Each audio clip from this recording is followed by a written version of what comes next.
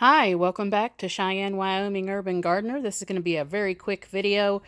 I have been outside working for a couple of hours now on digging up the potatoes. They were ready to be dug up, and this is only part of them. We've got them in here in the garage. I'm getting ready to cover them up because they need to be kept in a dry, darker place, no light getting to them, for about a week and a half to 2 weeks, and then you can put them in a cardboard box and then in the dark in your house. Or what really makes a really good place for that is underneath the stairs storage. So we had a really good harvest of potatoes this year, probably a couple 100 pounds of potatoes. So fantastic. And this was all three of the spots that we had potatoes. Yes, some of them are small. We can use those as just boil them up potatoes. And we do have a few of them that are green. Those will be used for seed potatoes for next season. But all in all, we actually didn't have a whole lot of them that are green. There's only like maybe 8 to 10 out of the whole bunch that got green. Everything else looking pretty nice. And we did have some pretty large potatoes in there. You can see these are pretty nice sized potatoes. We've got one even larger back here. Nice sized potatoes. Again, these are the Kennebec potatoes, and some are Yukon Golds, and some are the Idaho Russets that I planted. Those did not do too well. Those, to be honest, look like this. They're about this size. So they're pretty small in comparison. That makes the second time I've planted those just out of the house, and they've been kind of small. So I was hoping for bigger potatoes. Some of them are a little bit bigger, and they're usable. They're just smaller potatoes. The Kennebecs definitely are much bigger than those Idaho Russet potatoes.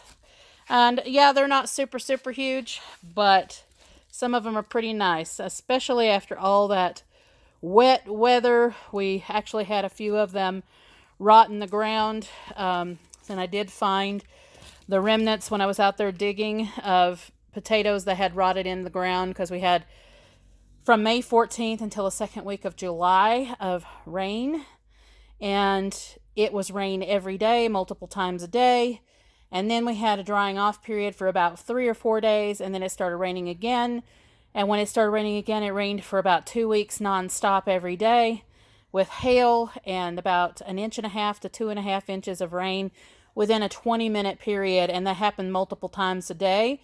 And then we went from about the beginning of August, now that we've had mostly dry weather. We've had a couple of rainstorms in there, but not anything like what we were dealing with from May 14th all the way through to the end of July. Anyway, I am exhausted.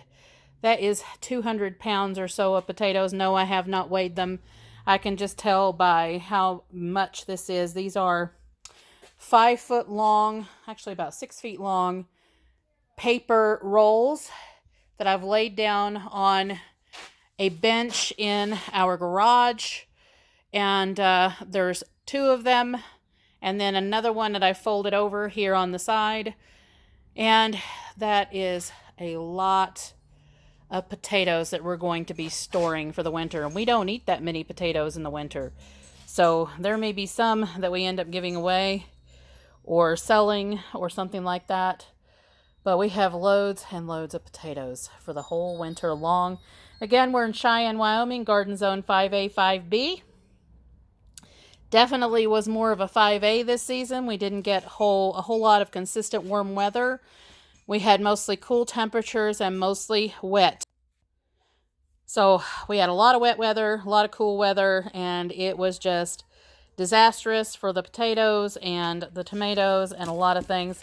Anyway, this is how you cure your potatoes. You bring them into a cool, dry, dark place. I'm going to be laying some more of that paper over the top of these potatoes. And you leave them for about 2 weeks, leave the dirt on them.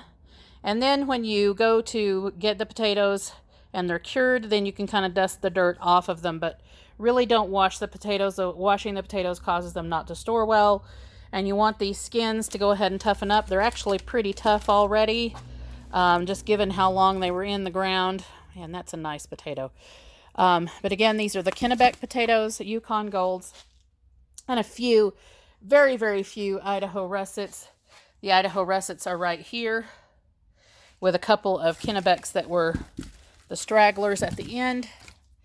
But, oh man, that is a nice haul of potatoes. So nice. Anyway, like, subscribe, hit the notification bell for notices on new videos as they come out, and we'll see you in the next one.